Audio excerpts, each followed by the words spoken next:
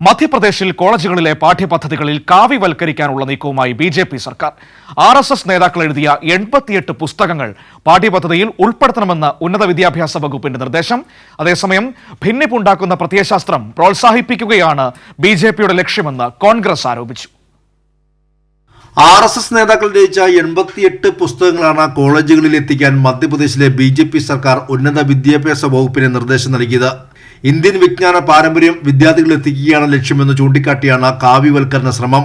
ബിരുദ കോഴ്സുകളിൽ ഈ പുസ്തകങ്ങൾ അവതരിപ്പിക്കുന്നതിന് സൗകര്യമൊരുക്കുന്നതിനായി ഓരോ കോളേജിലും ഭാരതീയ ജ്ഞാന പരമ്പര പ്രകാശ് എന്ന പേരിൽ സെൽ രൂപീകരിക്കാനും സർക്കാർ കോളേജ് അഡ്മിനിസ്ട്രേറ്ററുകൾക്ക് നിർദ്ദേശം നൽകി.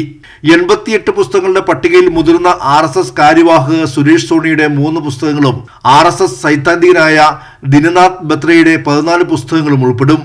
ABVP മുൻ ജനറൽ സെക്രട്ടറി അതുൽ ഖോത്താരി, ശിക്ഷാ സംസ്കൃതി ദേശീയ സെക്രട്ടറി ഉത്ഥാൻ ന്യാസ് എന്നിവർ എഴുതിയ 10 പുസ്തകങ്ങളും പട്ടികയിലുണ്ട്.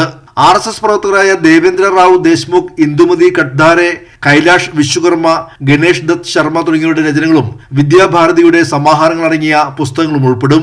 ബി.ജെ.പി. സർക്കാരിന്റെ വിവാദ നിർദ്ദേശത്തിനെതിരെ കോൺഗ്രസ് രംഗത്തെത്തി. ഭിന്നിപ്പുണ്ടാക്കുന്ന പ്രത്യയശാസ്ത്രം പ്രോത്സാഹിപ്പിക്കുകയാണ് ബി.ജെ.പിയുടെ ലക്ഷ്യമെന്ന് കോൺഗ്രസ് ആരോപിച്ചു. എന്നാൽ ആർ.എസ്.എസ്. ഭാരവാഹികൾ എഴുതിയ പുസ്തകങ്ങൾ ദേശസ്നേഹം വളർത്തുമെന്നും ദേശവിരുദ്ധമല്ലെന്നുമാണ് ബി.ജെ.പി. സർക്കാരിന്റെ വാദം. കൈരളി ന്യൂസ്, ദില്ലി.